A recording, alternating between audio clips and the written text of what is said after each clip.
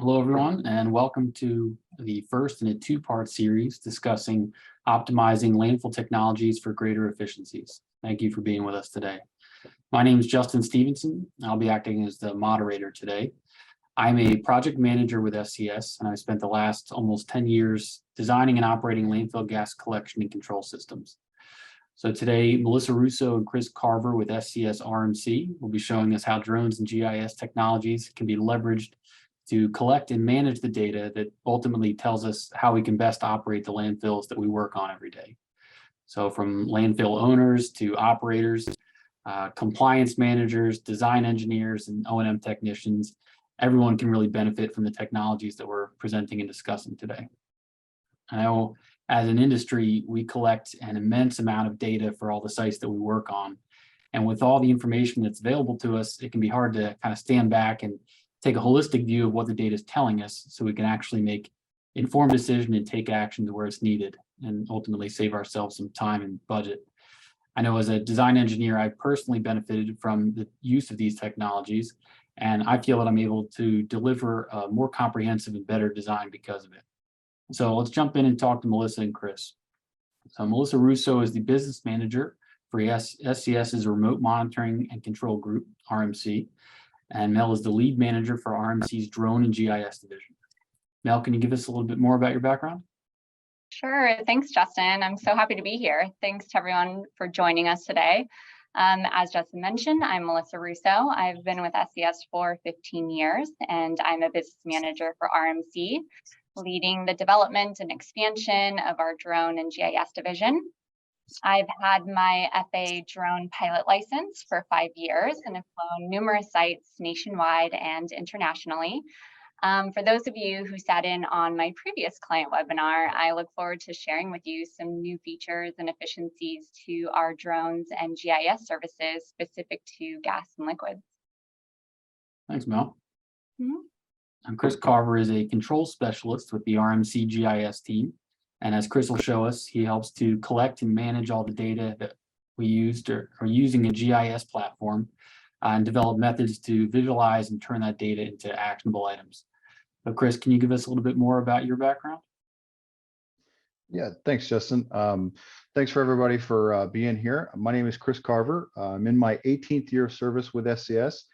I've spent those years in the O&M division doing construction, field tech work, project management, etc. With the RMC group, I've worked as a control specialist. I'm also a licensed drone pilot, and my current role is as a GIS developer and GIS systems administrator. So thank you everybody for being here today. Thanks, Chris. Mel, you had mentioned some new features and efficiencies since the last webinar. Can you start by giving us an overview of what's changed recently with the use of drones at the landfills? Sure. Well, we really pride ourselves in using the right tools for the job, and we do this by constantly researching and testing new equipment and software, which not only keeps us ahead of the game and innovative, but most importantly, benefiting our clients in their efforts to optimize remote data collection and management. So, for example, by using the latest drone technology, we've doubled our flight time between battery swaps. We can now stay in the air for up to 45 minutes. And by enhancing our flight time, we cover more ground in a shorter amount of time. This, in combination with streamlining our workflow throughout the years and creating custom software, we're able to collect and process data with a really quick turnaround. Excellent. So most sites, say, are from 200 to 500 acres in size. How much can you cover in a single day?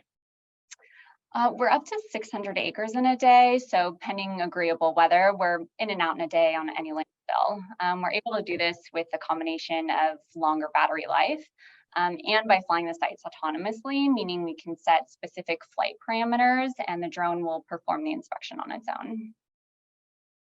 Can you give us a quick rundown of what we're seeing on the screen here? Yeah, so here you're seeing a screenshot of our flight software, which allows us to set specific parameters for autonomous flights, including spacing of intervals. We can do a single grid, a double grid, flight speed, path direction, flight height. This is also where we control true terrain following, meaning the drone stays at the same height above ground level throughout the inspection. And I'm not sure that everyone is necessarily aware how much this feature really sets us apart. It used to be, and in most cases still is for our competitors, that you'd have to fly the site for aerial imagery, process and produce a digital terrain model or a DTM, and then fly the site for methane using the DTM the following day. We've now cut out an entire day of labor and cost by using a radar altimeter with true terrain following. Very cool. And what's this yellow area on the screen here? The yellow area identifies a portion of the inspection area that we are modifying. Our software allows us to make changes right on the fly. In some cases, we create an additional inspection area, or we tighten a grid over an area with elevated readings, or we change the flight based on the wind direction. Okay. Now, when you're flying, can you see the readings real time? Yeah, so one of the best features of our flight software is that we're able to see instantaneous methane readings while the drone is in the air. This gives us the ability to send boots on the ground to an area of concern, identify the leak, and make the appropriate repairs right there on the spot. And Mel, as you know, we've done a couple flights like this at a few of the sites that I work on recently. One of the recent flights, it was pretty cool. The drone flight identified an area with higher methane emissions, something we hadn't seen on the ground. So we went and inspected it. It was a valve stem with a boot around it. It was in a capped area that had some methane emissions and odors coming from it. And it was in a really vegetated area, so it was hard to see from on the ground. So thanks to the drone flight, we were able to find it and quickly perform a repair. It was pretty neat. So how do the drone flights compare to your typical boots on the ground STEM survey? Sure. The key differences are less restriction and more data collection. Boots on the ground monitoring is limited to certain areas and paths to meet regulatory requirements, right? Whereas the drone can safely go over the open face, up and down steep slopes, over thick foliage, around and outside the site boundary. And because the drone has more freedoms, it can cover more ground, and at a continuous speed, we lessen the inspection time and labor costs. Also, with autonomous flights, we can have the ability to generate identical flight routes for true historical data comparison, really eliminating the natural human error when trying to walk a straight line over uneven terrain. Very cool. So after you fly the site and collect all the data, can you show us some examples of what that data looks like after we collect it? Sure. So once the inspection is completed, we generate maps using ArcGIS Enterprise. As an example, let's start with a color variation map, commonly known as a heat map. Heat maps allow our clients to assess their sites on a grand scale, quickly showing areas of interest. For a more in-depth view, you would want to pull up a data point map. This is the same data set as seen in the heat map. However, the data point map gives you detailed information for each collection point, including methane value in ppm, date and timestamp, lat and long, and instantaneous weather data. And of course, you see the flight route. If you look to the right of the screen, you can see that we don't just stop with drone data. We can also incorporate satellite, manned aircraft, SEM data, instantaneous and integrated, as additional layers, giving you a comprehensive view of what's going on at your site. You mentioned satellite data there as well. You know, recently in the regulatory industry, Carbon Mapper's been flying sites and then releasing that data publicly. So with this technology here, we're able to perform flights in-house and then identify problems ahead of time to make a repair or a fix. But how would you go about obtaining satellite or plane flyovers in addition to the drone flyovers? Sure. So we really try to get ahead of that. We're in contract with several major satellite and manned aircraft companies. So for example, if a client wants a satellite inspection, we would schedule a capture or multiple captures, depending on the client's needs. We can get up to twice a month, pending clear skies. Each capture gives you a 12-kilometer by 12-kilometer field view. So it really allows our clients to potentially see other sources that may not be landfill related. And all this to say, the visualization of all of these data sets gives our clients the opportunity to quickly assess the data before making design changes or expansion plans and really focus their budget where they'll get the most bang for their buck. We've since taken this a step further by creating geospatial 3D maps and incorporating all the systems of a landfill on a single platform, which we'll cover more of in part 2, but Chris is going to spotlight some of that for us today. Now, Mel, on the heat map that you showed, is that showing a thermal signature or is that actually showing methane detection? That is an interpolation of the data point map. So it's bringing in all of the data points of methane. It's not heat, it's not thermal. It's just kind of interpolating the values of methane that we're capturing from the drone. For the drones that we're flying, do we have a universal drone frame or a specialized drone frame for each job? It really depends on use case. We have a fleet of drones. It depends on, we have sensors for thermal, we have sensors for methane, we have sensors for, and specific drones just for photogrammetry and video. So it really depends on what the deliverable is. As you're flying the site, how high does the drone fly above the ground surface? Again, that also depends on the deliverable. For, let's say, high resolution video, we would want to fly it around 100 feet above ground level, depending on what it is that we're trying to capture. For methane, we're flying at 20 meters above ground level. For orthomosaic, or just an updated aerial 2D imagery, we would fly it around 300 feet above ground level. Excellent.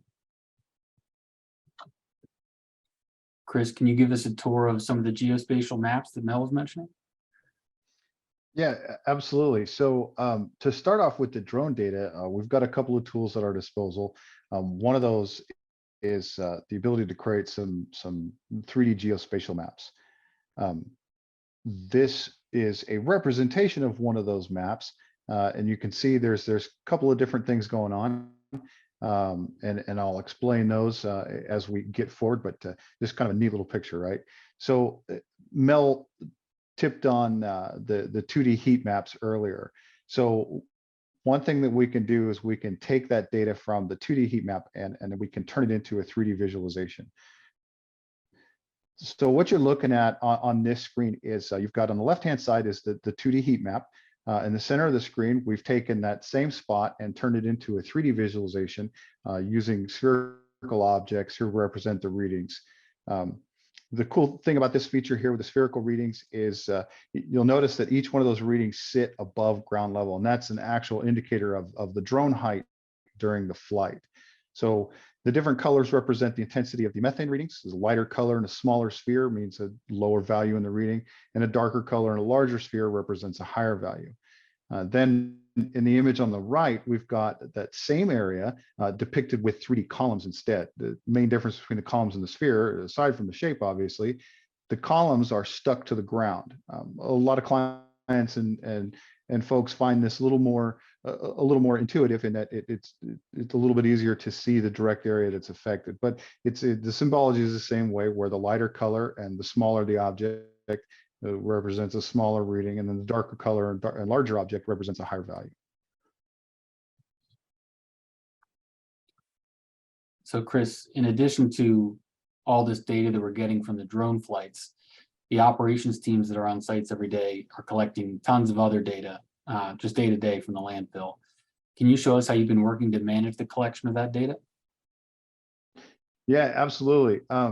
We all kind of understand that field data starts with the guys out in the field, right? So we've given them access to some applications that allow them to not only use some mapping features, but also some data collection features while they're out there taking care of business.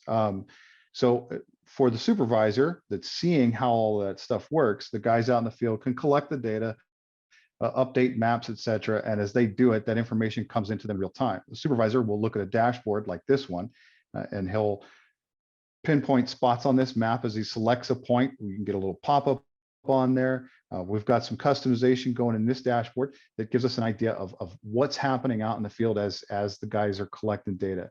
So for example, this dashboard, we've got on the upper left an infographic that shows a total number of cycle counter data collected versus the total that sits on the site.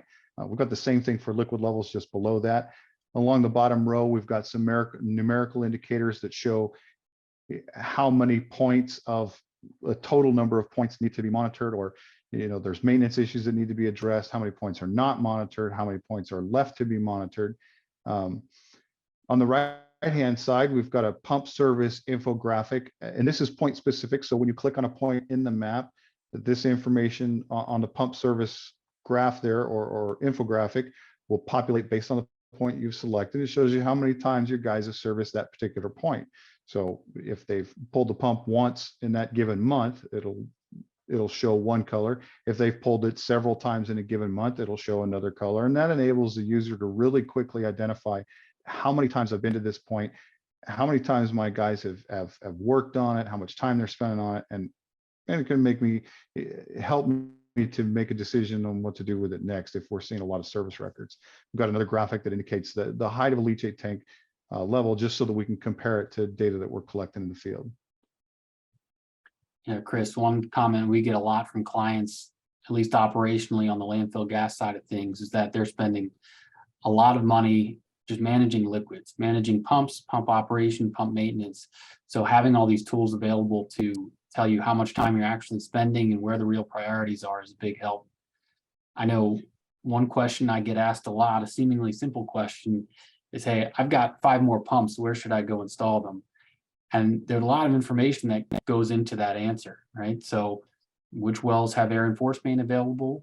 Do I need to prioritize liquid column or a certain area, or where can I maximize the most amount of open perforated pipe to collect more gas? So these tools really are powerful to simplify that answer so we can have all the data in one spot and provide an answer to what is seemingly a simple question.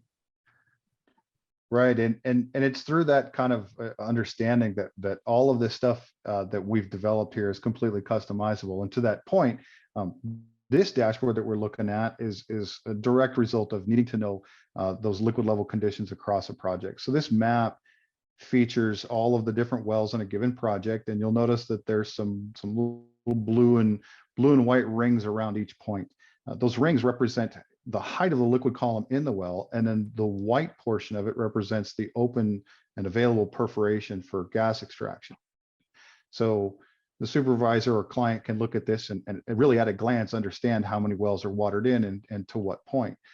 When you drill down into the infographics a little further, you can see we've got a pump status graphic that shows us how many of our total pumps are operational. We've got a maintenance need graphic where the guys out in the field can tag an item and say, well, there's a regulator missing on this one, or the air hose has got a hole in it. They can tag these maintenance items. The flags will show up on the map, and the supervisor can make a real quick decision on how to handle that. Going further on this dashboard, we've got a total liquid level collected counter, which shows the number of liquid levels collected in a given time period versus the total that remains. We can see, to your point, Justin, we can see a counter that shows us exactly how many wells in our field have air and force main connections available. We can take that information and make a decision to what you were talking about. If we see a high liquid level in a well, quickly pinpoint that it's got available air and force main and get someone to go out there and install a pump. This particular project has some higher operating values that were integrated into this dashboard so that the supervisor can understand of those points that are there and the inspections that need to be completed, how many have been done and how many remain to be done. We can also see that there's a pumps installed infographic, which indicates in the total project how many operational pumps are installed in each of the wells or in the well field as a total. We've got a cycle counter and force main pressure collection graphic that shows us a total number of cycle counter data that needs to be collected in a given time frame and how many of those have been collected. The 3 graphics on the upper right represent the average daily pump cycles, and that's how many times across the entire project what your average daily pump cycle is. Your average open perforated pipe percentage. I'm sorry, that's a lot of P's. It's how much open perforated pipe you have across the site. So at a glance, we can look and say, okay, we've got 33% on average open perf. Same thing with the liquid column indicator. On average, we've got 34 feet of liquid column across the site. And you can really track progress over time, right? If you're working hard to dewater a certain area, you can see the increase, or if you slack on pump maintenance, you could see the decrease in performance there. And on a site with a few hundred wells, having this maintenance list available to the technicians or the number of liquid levels that still need collected really allows them to hit the ground running, right? You can show up to a site and you already know exactly where you need to head and really can be efficient with your time. I know at one of the sites I work at in particular, this is a very nice holistic view looking at all the points at once, but we really like to drill down on specific wells and specific pump operation and put a lot of time and effort into trying to hit a target for total flow. So can you give us a run through the pump performance dashboard as well? Indeed, this the pump performance dashboard was a direct result of the need to be able to track and understand that information on a per asset basis. So this dashboard features a map on the left-hand side, and if you look at this map, there's a point that's got a big old pink circle around it, right? So when you click on any given point in the map, everything that you see on the dashboard changes to reflect information specific to that point. So you start out with a cycle counter graph that shows what your cycle counter readings have been. That's an indicator of pump performance and whether or not the pump's actually operating, or if it's stalled out. We can see a flat line on this one, which indicates that either the liquid level is down to where it normally should. We can cross-reference that with the liquid level map just to make sure, or to indicate that the pump has stopped working. We can check the maintenance indicator or the maintenance infographic on the other map and confirm that, hey, this regulator is bad, and we can send the guy out. The next graphic is our pump flow metrics. And this is derived based on your standard 1 to 3 gallons per minute from an AP4 or pump 1 style pump. We've got the graph lines in there that indicate the actual performance, which is going to be the yellow line, and then the green zone is your 1 to 3 GPM. And we want that yellow line to fall inside the green zone. So at a glance, we can look at this and say that our pump is not performing as it should, and we can direct our maintenance team to go out there and take care of it. Got a couple other infographics down at the bottom where we show the average daily flow in the given current month for the project as a whole. Then pump exchange data that's specific to the selected point. So we can see on this map that the last time that this pump was serviced for this given well was back in March. We can look at our performance history, and we can see how well this pump has been doing through its lifetime or through the monitoring lifetime. And we can even integrate things like a pump serial number so that we can then start tracking how well this pump is performing at a given location, and also give an idea as a cost of ownership on this, how often we're repairing it if we pair this with a pump maintenance form. Chris, we have a few questions coming in. One is, how are liquid levels determined on a regular basis? I think the previous slide you showed here.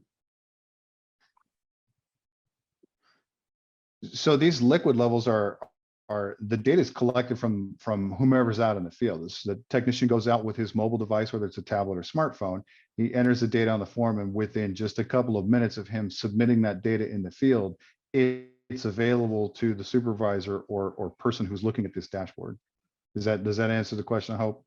I believe so. And so this is, yeah, so this is displaying data that's collected in the field as we normally would, but instead of entering it into a logbook and then a spreadsheet and then looking at tabular form, it's presenting all that data as soon as it's entered in live. And we'll get into that in a few minutes on how it's actually entered. Another question is, how helpful do you think this information would be during the design process? Say I'm designing a gas system expansion and I've got all this data available to me. How helpful do you think it would be for us? I think that this kind of a setup is almost a crucial part of understanding how to expand or change your gas system.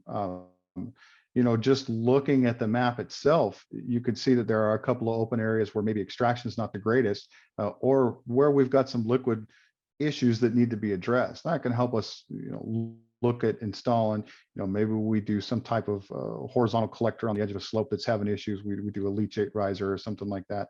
If we've got a number of wells that have high liquid in any given area, kind of like the middle of this map here, maybe we want to go out and drill another liquid extraction well, or make it just a dedicated liquid extraction well. So I think something like this is critical in making design decisions, especially since it's quick. A quick little glance will tell you, okay, maybe I should pay more attention to this area, and then you can drill down into it to get more detail. I'll absolutely echo that. I certainly make use of this tool or these tools when I'm doing gas system designs, and even coupled with the drone flyovers and the methane hits, if I've got a methane hit in an area and I can't tell why, right? There's no obvious answer looking at it on the surface. If you look at the data here and say, well, the wells in the surrounding area are watered in or obstructed or pinched off, and that's why I'm not getting any gas collection. So again, taking a holistic approach and combining all this data that we collect and being able to see it all right in front of you really provides a lot of insight you can incorporate into the designs. Absolutely.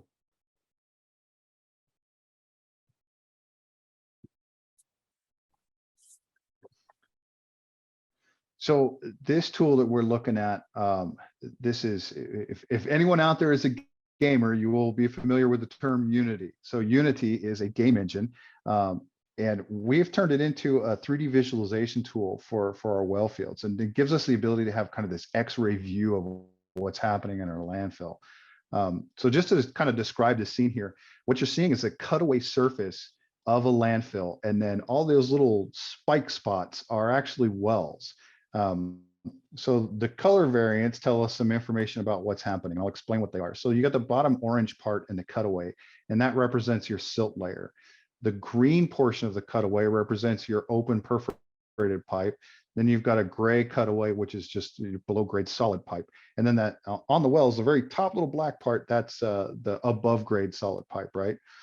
So we can use this 3D tool to look at our wells and understand what's happening with the liquid column, what's happening with the open perf, and then how it's affecting the project as a whole.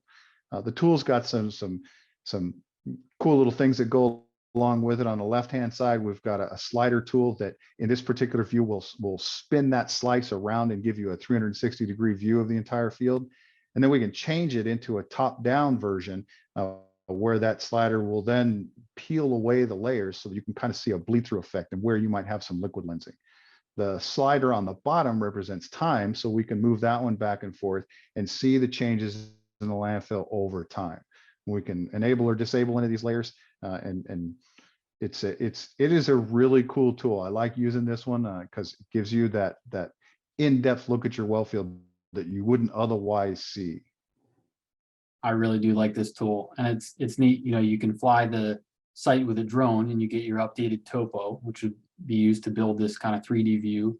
So that coupled with the liquid level data that's collected in the field and all of your as-built data, so it kind of builds this model. We use this at one site in particular. There was concerns about slope stability along one slope of the landfill. So we focused a lot of dewatering efforts in that part of the hill. And so with this tool, you cut a cross section right through that area. And with this slider along the bottom, you can see progress over time. So we were really trying to keep a lot of the pumps operating and remove liquid from a specific area. And you can see the change over time. Pretty neat. That's great. This is another 3D visual tool that we've built using just our GIS software. A couple of key differences between this one. There isn't a slider where we can peel away the surface. But what you will notice, the biggest difference that you'll notice is there's a red ring around some of these wells. And that red ring actually represents the pump at its installed height in that given well. So this gives us the ability to really at a glance understand which of my pumps are performing well and which are not, and which might be problematic, or what wells I need to have a pump installed in. So anytime we see that little red ring sitting at the union of the liquid level and the open perf zone, so the blue and the green zones, anytime we see that red ring sitting there, that means that the pump is doing its job. It's keeping the liquid below below the installed level, and we're good to go. If we see a ring that's sitting at the very bottom of the blue zone, or perhaps sitting in the brown zone, that would indicate that if it's in a brown area, it's stuck in the sludge. It might be clogged up and not functional. If it's at the very bottom of the blue zone, that means it's not working because obviously we've got liquid above it. So we need to go out and service that pump. So this is another really cool tool that can be used to just at a glance understand my field works or my field doesn't work, and I need to call a crew out to take care of some stuff. Or maybe perhaps I've got a well that's got a really high liquid level and no pump in it, and I should go install a pump. Chris, back to the question about informing design decisions. You know, in the past, you take your normal site plan and you draw a circle around the wells to kind of figure out your radius of influence. Well, the reality could be that some well has been raised 80 feet with solid pipe. So when you see a view like this, you can see, well, I'm really not getting good gas collection from this specific area, or my well is pinched off at a shallow depth. So you can really get a better feel for how your system's performing from a design perspective. This well needs a pump, and I need to get air and force main over there to have that capability. Absolutely. These 3D visuals are a tool that provide us a level of vision that previously was unavailable, just staring down at a bunch of rows of spreadsheets. I know everybody has done that, so this changes the game quite a bit.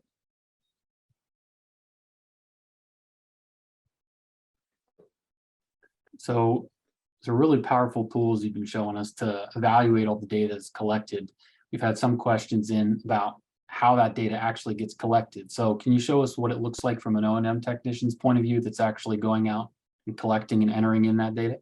Absolutely. So we custom design and develop a set of smart forms for any given project. What you're looking at here is an example of those smart forms. The form on the left is for liquid level collection, and the form on the right is for cycle counter data. Technicians can use these on their smartphones or tablets, Android, iOS, doesn't matter. We can make it happen. For the liquid levels on the left, they'll go out, they open up the survey, or they open up a map and click on a point, which then in turn opens a survey. And when they pull the information up, we have the ability to reach back and get historical records. So we can tell that user, okay, this is how this point has been performing. This was the previous liquid level. Or we can grab construction data and tell the user, hey, this casing's only 76 feet deep. So if you've got a reading of 84 feet deep, you're doing it wrong, or the well's been raised, and you got to let your supervisor know to update the construction information. So we can pinpoint all of that information right as the data is being collected, and really eliminate a lot of errors and problems with data collection. For the form on the right, we can take that cycle counter information and then use it to calculate some flow data and tell the user, hey, it's been, in this case, 39 days since somebody last read this. And since then, based on the readings you put in there, we're moving 292 gallons a day. It's had 11,400 gallons of flow between readings. We can even see the changes in force main and pressure gauges. That way we can tell if we're making the correct adjustments on the pump and making sure that our force main's not getting backed up or that we've got a silt issue. Yeah, these smart forms really are a lifesaver. The guy on the back end that's reviewing all the data, and so flagging potentially erroneous data, like you mentioned, the depth of the bottom that's deeper than the well casing. Flagging that up front really saves a ton of time on the back end trying to sort out potentially erroneous data. Do you use, so we collect liquid level data and cycle counter data pretty regularly, but there's all sorts of other things that we collect routinely in the landfill. So do you use these smart forms for other types of data collection?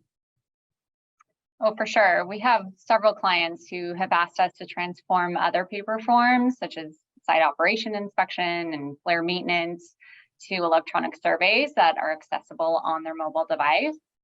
All of the collected data is instantaneously available on a single dashboard for the landfill managers and operators to see all open, all closed issues with geotag photos and comments. We also have built-in automated alarming and reporting to the proper personnel, so just helping to keep the site in good health and within regulatory compliance. We have a couple questions coming in asking or commenting really on making use of this in your monthly O&M reports. So these forms can be exported automatically or manually, right, to be included in those types of reports? Oh yeah, right. Automated or manually.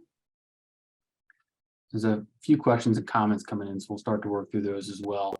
A few questions focusing on or asking if this is a feature. These features are in addition to eTools. Is that a separate platform?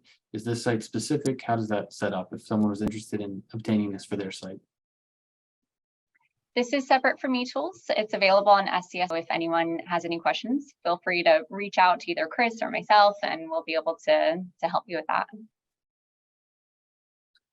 A question on the drone flights. So how is the elevation data gathered while you're flying? So the example that's given is how would you get accurate topography data so you don't fly into a new cell area that's perhaps new since it was last flown?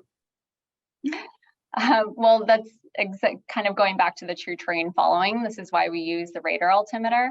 As we all know, the terrain of a landfill is constantly changing at, just such a rapid speed. This is why the true terrain following and the radar altimeter really comes in handy for us to maintain a safe distance from the ground, but also reliable data. Excellent. Yeah, I can speak to this, that I use these tools regularly, whether it's the drone flyover data to get updated topography or the methane aerial scans. It is really invaluable when putting together a design, and even to have all the GIS information up while we're in our monthly gas meetings to be able to real-time check the status of ongoing tasks or liquid levels. It really is an immense help.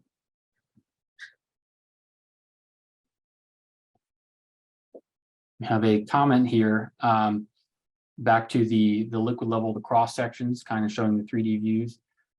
Just noting that we're extrapolating data between single points of landfill gas wells, or our points that we're measuring and referencing. So we're creating a bathtub effect almost from well to well, which may or may not be the case in landfills. A lot of times you have perched liquids in pockets. So just a comment there that while it may appear that the bottom half of the landfill is flooded, it might not actually be the case. Again, question about integration with eTools, and I think I can speak to this one. So is it treated as two separate databases, this GIS system and eTools, or can they be integrated? I'll start and you guys can jump in. At our sites, we have eTools and GIS, and they're able to speak to each other. And so we'll get gas data from eTools and liquid level data from GIS. And so you can see it all in one spot. Any additional comments there? Yeah, I think you hit it on the head, Justin. We can, anything you want from eTools, we can bring in and drop it into the GIS information so that you have all of that in a one-stop shop, if you will.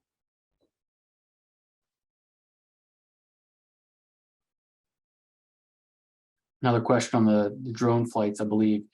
How are you collecting the topo data? Are you using the radar and GPS coordinates for the 3D data, which I think you covered in the real time? I did. Well, if we're flying for topography, we really want to tie into ground control points. So either we're working with a surveyor and gathering those ground control points. The benefit of flying with a drone rather than traditional survey is we need less ground control points with the drone. So ultimately just saving a lot of time and costs on that end. Another question here about incorporating as-built data and using this platform for asset management. I'll speak to as-built data.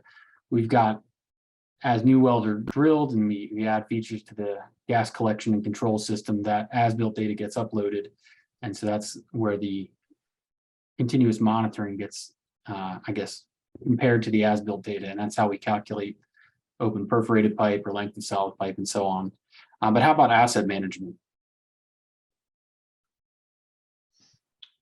As far as asset management is concerned, the supervisor or client or anyone can go into the system at any point and update that information. They can choose to, upon the update any relevant collected data for it. So for example, if a well gets raised 20 feet and they want that liquid level data recalculated with that 20 feet included, they can do that right there in the system. For adding new assets, it's as simple as making a request to have the asset added. The process can also be automated depending on the desire of the client. I guess one thing I would like to touch on a little bit more is that everything that we're showing here can be integrated with our traditional SCS RMC systems that many of you are familiar with. Many of the sites that Justin is working on have combined systems, and really that's where we see the most value coming from all of this, is that we like to layer all of this together, that there's some things that traditional RMC systems do really, really, really well. You got to collect data every day, multiple times every day. Traditional RMC systems are your way of doing it. If you got to collect something maybe once a week, once a month, once a quarter, these GIS systems smash it out of the park. They're great for drone-based data collection. And we really just love how these two connected technologies can be layered together to form a seamless solution for our clients. So we're really excited to be here, and we really just love leveraging technology to make all your lives easier. So Dave, you customize quite a bit of this for individual clients' needs because, as we know, landfills are unique. And I'm wondering if you also want to provide a little bit, you and Phil Carrillo are going to give part 2 of the presentation. Do you want to give our audience a sort of a peek, not preview, but a peek into, what you plan to demo or show us? Yeah, sure. I don't have anything ready to show you visually, but I can certainly speak to it. I think we'll be talking more on the quote unquote traditional RMC work that we've been working on. We'll show you our cloud-based SCSRMC.com systems and talk a little bit about some of the new sensors that we're using and some of the new ways that we're leveraging technologies to really try to hit on a couple major things with all of these technologies. That we want to lower environmental risk. We want to improve the quality of life for everyone that comes in contact with these systems, whether it's the people at the site, the local community. We also want to decrease the health and safety risks associated with operating and maintaining landfills. And some of the ways that we look to do that is just by eliminating people needing to go out and do it. If we're able to collect it automatically, if we're able to collect it from a drone, that's great. It's definitely the safer way to do it. And then finally, one of the big benefits is that these things will help to lower the operations and maintenance costs for the facilities because you're doing things more automatically and you're being more proactive instead of reactive. And like Justin was talking about, using the data to make informed engineering decisions as well. So that's kind of the 10,000-foot view of what we'll be talking about here. Okay. And we have, Justin, we had one more question that came in. Someone's trying to clarify. Oh, yeah. So this is related to drones again, not so much the methane flyer, but more so topo collection. So it sounds like when they fly a site to get topo measurements, it creates a massive data file that's measured in terabytes. So can you speak to the deliverable that I guess you get from flying a site to get updated topography? Well, we store some of that in Esri, but we also have plenty of file sharing. We're able to host plenty of data for our clients, so that's really a non-issue for us. We've not run into an issue with that. I would agree with that because you guys will give me the end result, which is usually a CAD file or DTM file with just 3D contours, very manageable in a normal AutoCAD file. Yeah. Okay. Here's a question. Is the drone data acceptable for NSPS quarterly surface emissions monitoring? Not yet. TBD. Stay tuned. This would be supplemental and used for the site's informational purposes. So again, using it to find your problem areas, perhaps before it gets flown by Carbon Mapper, you can find all that information in-house. Can the drone data be collected at a landfill that's in close proximity to a regional airport? Well, we've worked in multiple various kinds of airspaces, even military airspace where we really need to go through a lot of red tape, but we make it happen. So it's just a matter of planning and preparation and getting the proper authorization to fly in those airspaces. Can you offer the alternatives besides the drone, the satellite or plane imagery as well? Would that make it any easier? Yes, no authorization required for that.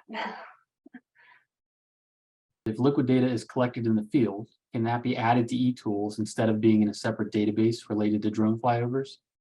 Okay.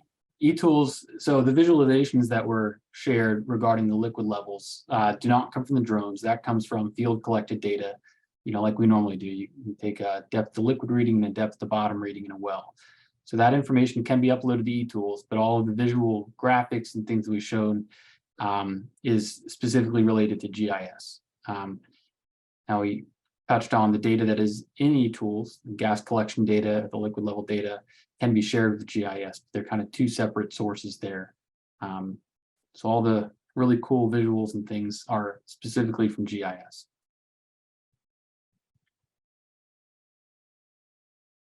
Well, thank you everyone for joining us. Thank you. Bye-bye. Thank you. Thanks, Everyone. everybody.